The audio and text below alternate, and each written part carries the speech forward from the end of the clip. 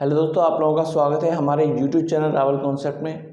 दोस्तों वीडियो को पूरा देखना, क्योंकि प्रेजेंट इंडेफिनिट का जितना भी डाउट होने वाला है आपको पूरा का पूरा क्लियर हो जाएगा। कोई भी क्लास हो, आपको जितना भी कभी भी अगर आपको प्रेजेंट इंडेफिनिट टेंस कभी भी समझ में नहीं आया होगा तो वो क्लियर हो जाने वाला है। ठीक है, जैसे कि एस, ई एस और आई एस। ठीक है, बहुत सारे बच्चों को कन्फ्यूजन होता है कि कहाँ लगाएं, कैसे लगाएं। मैं डिटेल में बताने वाला हूँ, वीडियो को पूरा देखना। रिक्वेस्ट है आपको, आज के बाद किसी भी कंपटीशन में प्रेजेंट इंडेफिनिट से संबंधित या कहीं पर भी आप प्रेजेंट इंडेफिनिट का टेस्ट बनाओगे तो आपको परेशानी नहीं आएगी। वीडियो को पूरा देखना, ठीक है। चलो वीडियो स्टार्ट करते हैं। सबसे पहले जब हम प्रेजेंट इंडेफिनिट टेंस पढ़ेंगे तो सबसे पहले आज हम पढ़ेंगे उसके बारे में, उसकी पहचान, फिर पहचान के कुछ उदाहरण देखेंगे, उसके बाद कुछ नियम देखेंगे और मोस्ट इम्पोर्टेंट चीज़ जो रहने वाली है, जो नियम होते हैं कि ई एस कहाँ लगाना है, एस कहाँ लगाना है, आई एस कहाँ लगाना है। ठीक है, आई ई एस कहाँ लगाना है। ठीक है, तो वो सभी नियम आज आपके दूर हो जाएंगे। ठीक है, वो सभी नियम आज आपके दूर हो जाएंगे। तो वीडियो को बिल्कुल भी स्किप ना करें किसी भी तरीके से। ठीक है, जिससे कि आपको कोई भी परेशानी रह ना जाए। वरना क्या होता है ना कि बच्चों को इतनी ज़्यादा परेशानी होती है कि वो समझ नहीं पाते कि कहाँ से करें, कैसे करें। ठीक है, तो वो सब चीज़ें आपको अब इसको पढ़ने के बाद बिल्कुल भी नहीं रहने वाली। ठीक है, ये आई एस और एस। ठीक है, कंफ्यूज मत होना कि एस दो बार क्यों है, सब कुछ क्लियर कर दूंगा, सब कुछ कर दूंगा क्लियर। वीडियो को अंत तक देखना। इस सीरीज को पढ़ने के बाद प्रैक्टिस दोबारा करेंगे। आज से एक नई चीज और कि सिंपल टेंस हमने जो पढ़े उसमें साथ में प्रैक्टिस करते थे। 10 सेंटेंस रह जाते थे या थोड़ा फॉन्ट नहीं दिखता था, इस वजह से हम थोड़ा कम प्रैक्टिस करते थे। बीच में मैंने 20 कहा था, लेकिन उसको ब्लैक बोर्ड पे वाइट इस पे बोर्ड पे लिखने में परेशानी होती थी, फॉन्ट को छोटा करना पड़ता था, देखने में परेशानी होती थी। ठीक है, तो प्रैक्टिस का सेशन हम अलग से लिया करेंगे। ठीक है, तो वीडियो को पूरा देखना, वीडियो को बिल्कुल भी स्किप मत करना। आज हमारा स्टार्ट होने जा रहा है टेंस के अंदर। ठीक है, अब तक हमने पढ़े थे, क्या पढ़ा था हमने पढ़ा था सिंपल सेंटेंस। ठीक है, लेकिन अब से हम जो पढ़ने जा रहे हैं वो पढ़ने जा रहे हैं टेंस। क्या पढ़ने वाले हैं? टेंस। ठीक है, तीनों प्रकार के टेंस हम पढ़ेंगे। ठीक है, प्रेजेंट का, पास्ट का और फ्यूचर का। ठीक है, इस सभी इसके चार सेंटेंस, सारी चीजें हम डिटेल में पढ़ेंगे, एकदम डिटेल में विद प्रैक्टिस। प्रैक्टिस की वीडियो अलग से बनाऊंगा अब मैं। ठीक है, प्रैक्टिस की वीडियो अब से मैं अलग से बनाऊंगा। ठीक है सॉरी। सबसे पहले पहचान की बात कर लेते हैं कि भाई प्रेजेंट इंडेफिनिट टेंस ठीक है हम बनाएंगे, लेकिन सबसे पहले कि जो इतने सारे नियम हैं हम लागू कहाँ करेंगे। तो लागू करने के लिए ये सारे टेंस के जो नियम हैं इनको जो आप अप्लाई करोगे कि आपको कैसे पता चले कि भाई ये प्रेजेंट इंडेफिनिट का टेंस है। ठीक है, तो उसके लिए पहचान जानना जरूरी है कि भाई पहचान क्या होती है। ठीक है, तो देखो पहचान क्या होती है। देखो मैंने बहुत शॉर्ट में लिखा है, लेकिन मैं बोल के बता रहा हूँ। ठीक है, वो बहुत बड़ी वीडियो नहीं बनानी थी, मुझे छोटी बनानी थी। ठीक है, लेकिन फिर भी आज की वीडियो सबसे लंबी हो सकती है। देखो, जिन हिंदी वाक्यों के जितने भी हिंदी वाक्य, ये सब क्या लिख रहे हैं? हिंदी के वाक्य लिख रहे हैं। तो यहाँ पे मैं बताना चाह रहा हूँ कि जिन हिंदी वाक्यों के अंत में, ठीक है, जिन हिंदी वाक्यों के अंत में ता है, ती है, ते हैं, ताहू, ते हो इत्यादि शब्द आते हैं। ठीक है, इनके बाद में क्या आता है? इत्यादि शब्द आते हैं। कैसे शब्द आते हैं? ता है, ती है, ते हैं, ताहू, ते हो, इस प्रकार के शब्द आते हैं। जैसे कि वह टीवी देखता है, मोहन पढ़ाता है, वह धोता है, राम मुझे धक्का देता है। ठीक है, तो ये सब चीजें आ रही है ना। साथ में क्या हो रहा है कि कार्य वर्तमान काल में हो रहा है। कार्य किस में होता है? वर्तमान में होता है, ना कि पास्ट में होता है, ना फ्यूचर में होता है। किस में होता है? वर्तमान में। जैसे कि वर्तमान में मैं आपको पढ़ा रहा हूं। ठीक है, जब आप वीडियो देखोगे तो मैं पढ़ा चुका हूँगा। ठीक है, हाँ। अब देखो साथ में क्या होता है, देखो एक तो ये पहचान हो गई नंबर 1। नंबर 2 पहचान होगी कि कार्य कब होता है, किस काल में होता है, कार्य वर्तमान काल में होता है। दूसरा, इस प्रकार के सेंटेंसों से हमें क्या पता चलता है कि हमें कर्ता के बारे में पता चलता है, हमें कर्ता के बारे में पता चलता है, क्या पता चलता है, उसके स्वभाव के बारे में, उसके आदत के बारे में, ठीक है। इस प्रकार के सेंटेंस कर्ता के स्वभाव और उसकी आदत, इस प्रकार की चीजों को क्या करते हैं, व्यक्त करते हैं, बताते हैं। जैसे कि वह टीवी देखता है, तो एक प्रकार की आदत है, ठीक है, उसका स्वभाव है टीवी देखने का।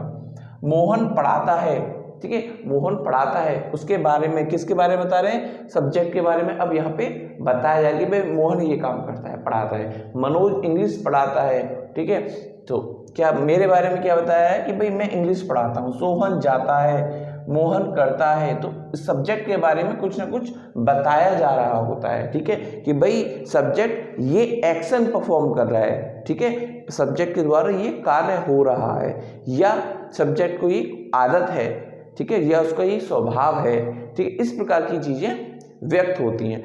तो इस प्रकार की जब चीजें, ये सभी लक्षण जब हमें दिखाई दे रहे होते हैं, तो हम पहचान जाते हैं कि भाई ये जो सेंटेंस है किस प्रकार का है, प्रेजेंट इंडेफिनिट की प्रवृत्ति का है, ठीक है, किस प्रकार का है कि भाई ये प्रेजेंट इंडेफिनिट का सेंटेंस है। इस प्रकार से हम इनको बहुत अच्छे से पहचान पाते हैं। पहचान गए, पहचानने के बाद हमारा अगला स्टेप क्या होगा, रूल अप्लाई करना, कि भाई इसमें अब क्या क्या रूल अप्लाई होंगे, ठीक है, कि भाई अब इस सेंटेंस में क्या क्या रूल अप्लाई होंगे, जो हमने पहले सेंटेंस पढ़े हैं और अब में क्या क्या अंतर आ गया, ठीक है। तो अब देखो, अब यहां से फोकस करके चलना है कि अंतर क्या है। तो पहचान हो गई, सबसे पहले पहचान होगी, फिर रूल को अप्लाई करोगे इस सेंटेंस के ऊपर, ठीक है, स्ट्रक्चर पे बाद में आते हैं। देखो सबसे बड़ी एक और इम्पोर्टेंट बात, इसके वाक्य के अंत में जब है, ये सब चीजें आती है ना, इधर देखते हैं, है,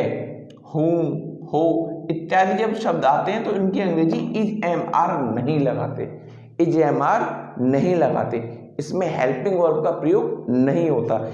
अब इधर आ जाते हैं 1-2 मिनट के लिए। स्ट्रक्चर है इसका, सब्जेक्ट डायरेक्ट वर्ब की फर्स्ट फॉर्म के साथ एस, ई एस या आई एस का प्रयोग होते हैं, केवल और केवल एक वचन कर्ता के साथ, और ऑब्जेक्ट का प्रयोग करते हैं, ठीक है।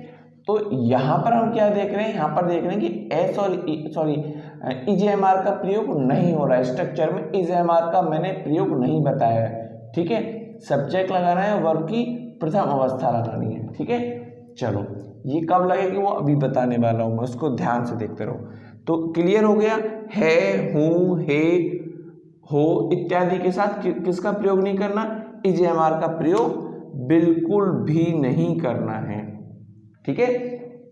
इजेएमआर का प्रयोग नहीं करना है बिल्कुल। जो हमने पहले बताए थे वो नियम अलग थे, अब जो हम पढ़ रहे हैं ये नियम बिल्कुल अलग है, ठीक है।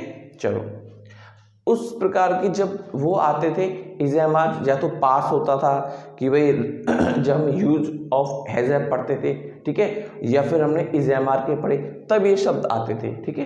तो उसके नियम और उसके नियम में बहुत अंतर है, ठीक है। चलो अब अगला रूल है एक वचनकर्ता के साथ। एक वचनकर्ता, एक वचनकर्ता क्या होते हैं, एक वचनकर्ता ही, सी, इट, दिस, दैट, कोई भी नाम जैसे कि राम, सीता, कोई भी नाउन, ठीक है, कॉमन नाउन जैसे बॉय, गर्ल, लेकिन एक वचन होना चाहिए। कंडीशन है एक वचन।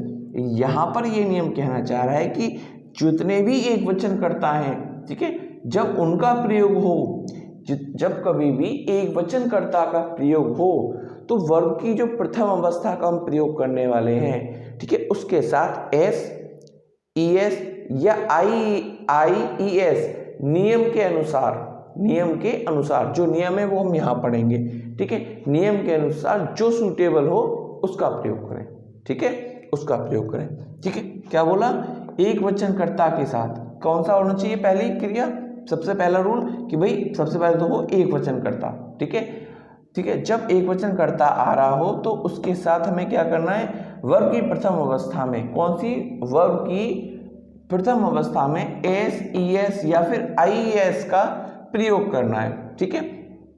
केवल और केवल एक वचनकर्ता के साथ, ठीक है।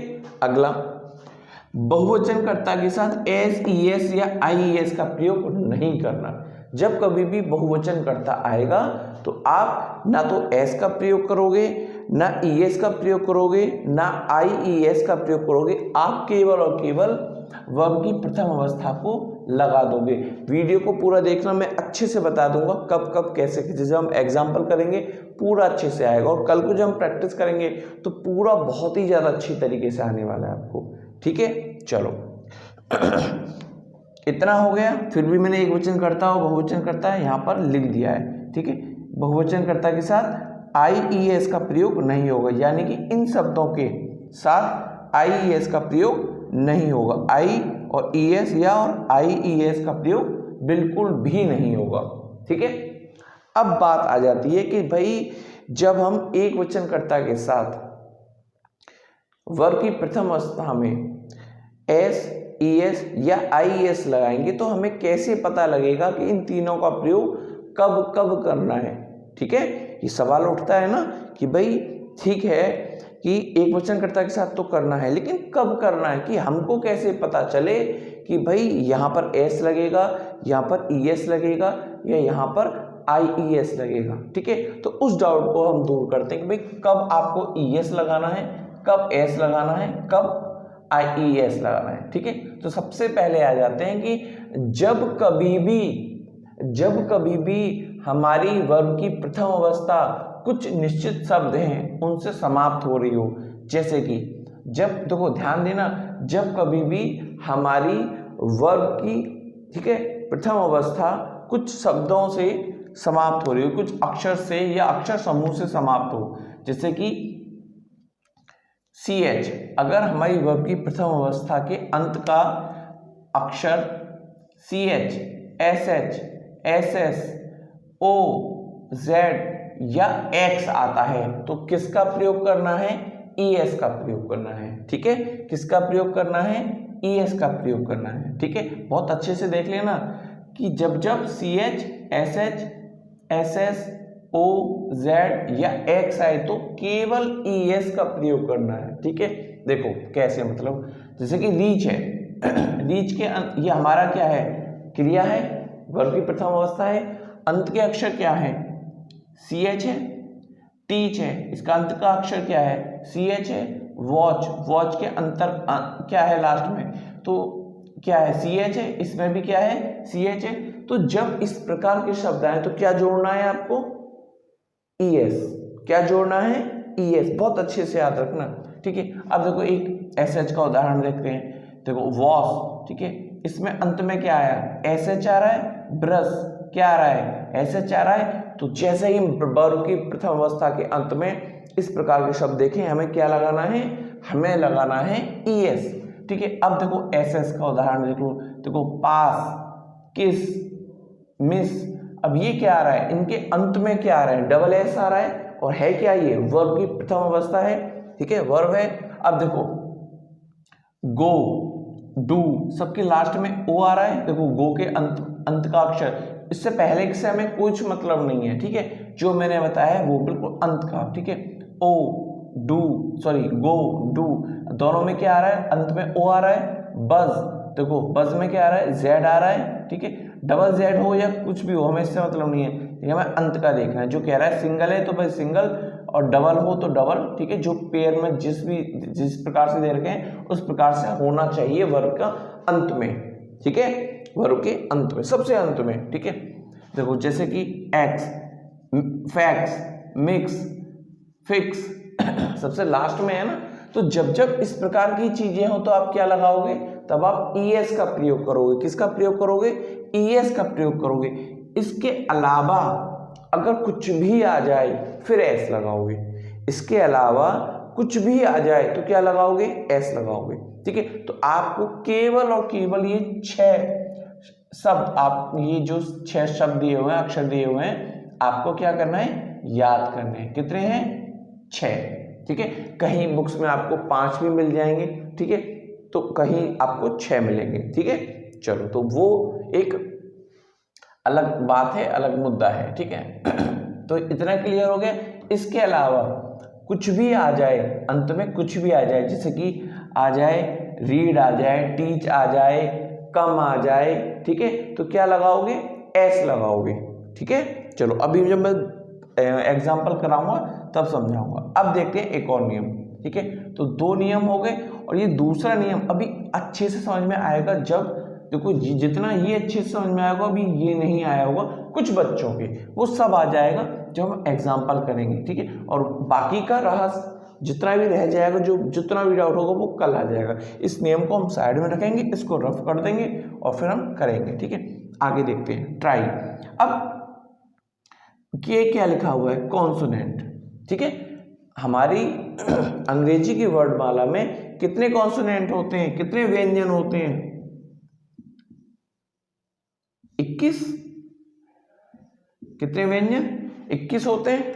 और वोवल कितने होते हैं, 5, ए, ई, आई, ओ, यू, कितने होते हैं, 5, ठीक है। तो इसको ध्यान रखना।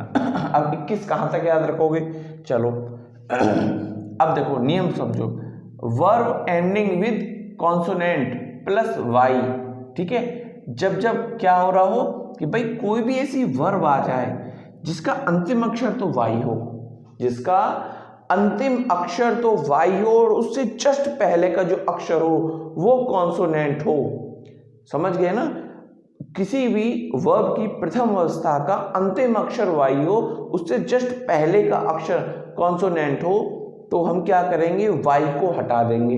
क्या करेंगे, वाई को सबसे पहले रिमूव कर देंगे, उसकी जगह लगाएंगे आई। जैसे कि ये ट्राई है, ट्राई है, ट्राई में हमने क्या करा, ट्राई, ट्राई के हम क्या करेंगे, हम करेंगे टी आर, क्या हटा देंगे, इसमें से हम क्या हटा देंगे, हम हटा देंगे वाई। तो क्या कर देंगे, आई जोड़ेंगे। सबसे पहले क्या जोड़ेंगे, वाई की जगह आई लगाएंगे, और फिर इसमें क्या कर देंगे, ई एस जोड़ देंगे। तो क्या हो गया, आई ई एस, क्या हो गया, आई ई एस, हो गया ना, आई एस, ठीक है। अब देखो अगला है fly, F L Y, fly. अब वाई है, वाई से जस्ट पहले क्या है, कॉन्सोनेंट है, ठीक है। जिन बच्चों को समझ में नहीं आया कॉन्सोनेंट क्या है, तो देखो एक देखो, वाई से पहले ये 5 अक्षर ना हो, वाई से पहले ये ए ई आई ओ यू ये ना हो, तो हमें क्या करना है, अगर वाई से पहले क्या नहीं है, ना तो ए है, ना ई है, ना आई है, ना ओ, ना यू। जिन बच्चों को समझ बिल्कुल नहीं पता, बिल्कुल जानते ही नहीं है कॉन्सोनेंट क्या है, बहुत सारे बच्चे ऑफलाइन में मेरे पास ग्रामीण बच्चे आते हैं जिनको ये तक नहीं पता होता कि भाई कॉन्सोनेंट क्या होता है, और 10th में होते हैं, 10+2 में होते हैं, 9th क्लास के बच्चे हैरान, क्या बेस बिल्कुल नहीं होता, ठीक है। बेस को, एजुकेशन को क्या बना दिया है, एजुकेशन को अर्निंग का, ठीक है, जरिया बना दिया है, बिल्कुल ध्यान ही नहीं देते। ऐसे टीचर्स हायर करे हुए होते हैं जिनको कुछ पता नहीं होता, और नीचे का जो बेस होता है बिल्कुल बेकार हो जाता है, ठीक है।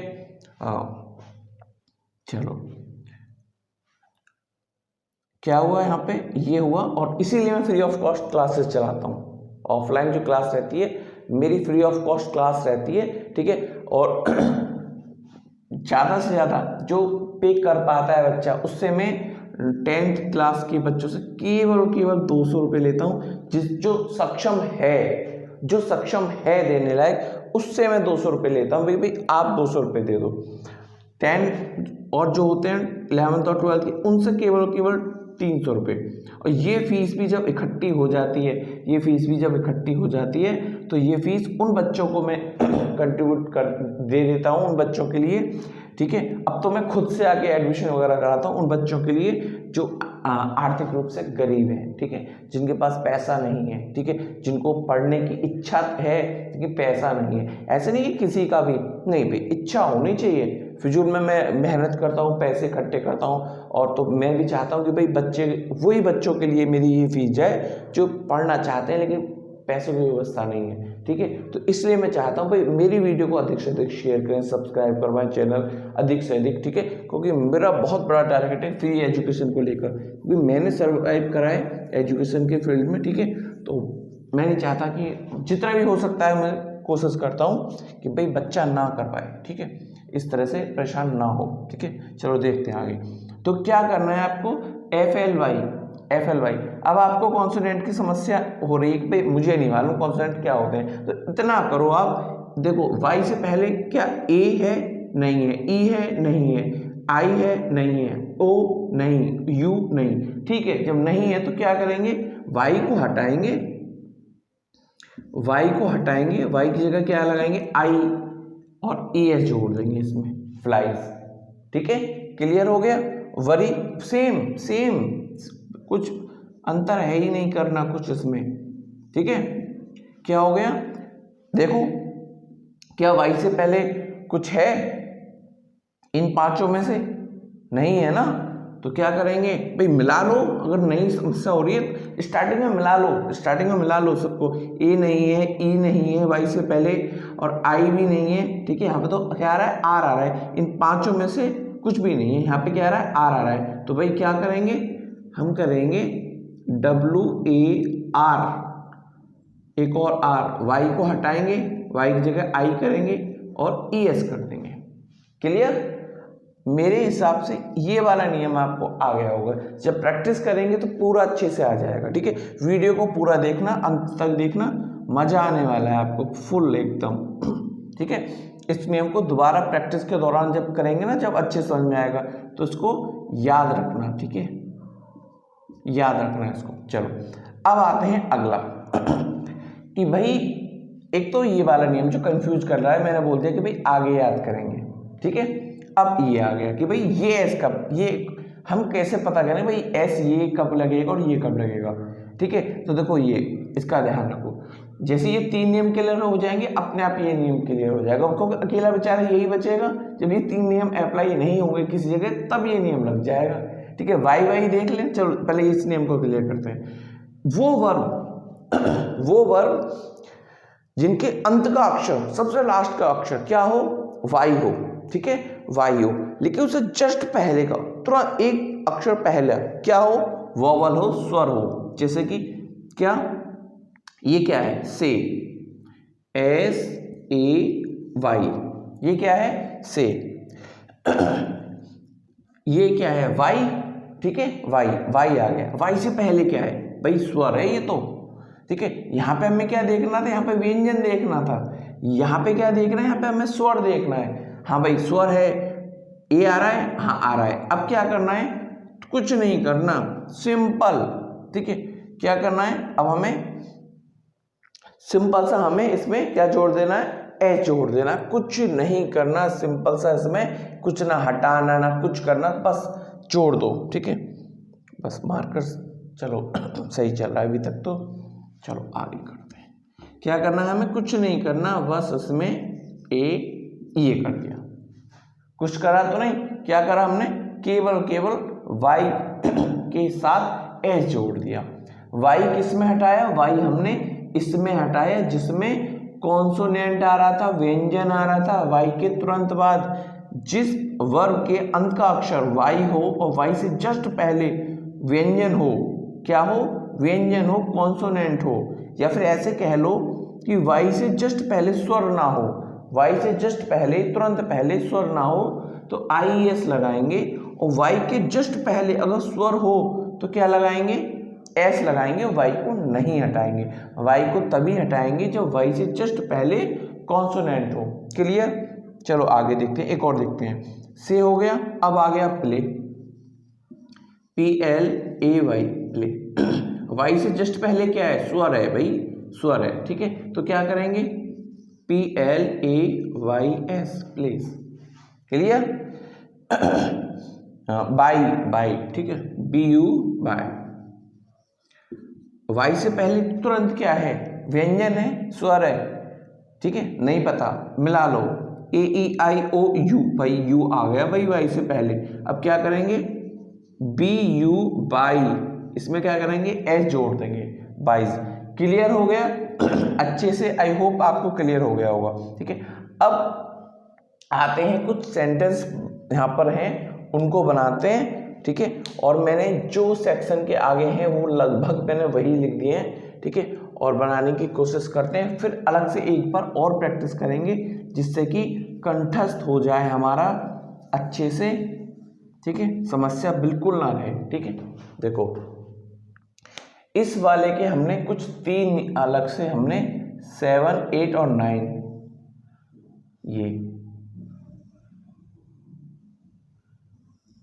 ठीक है, इसके ये वाले हैं, इसके ये वाले हो गए, और बाकी के 6 से लेकर 1 तक ये इस बार के हो गए, ES वाले के हो गए। ठीक है, ये ES के हो गए, ये IES के उदाहरण हो गए, ये इस वाली S के उदाहरण हो गए जो Y से पहले वोवल आता है, और आपका क्या हुआ ये बच्चा, ये उपरोक्त सभी को छोड़कर, ठीक है, ये वाला S हो गया। ठीक है, अब इनको एक एक करके बनाने की कोशिश करते हैं जिससे कि अच्छे से हमारी प्रैक्टिस हो जाए। ठीक है, चलो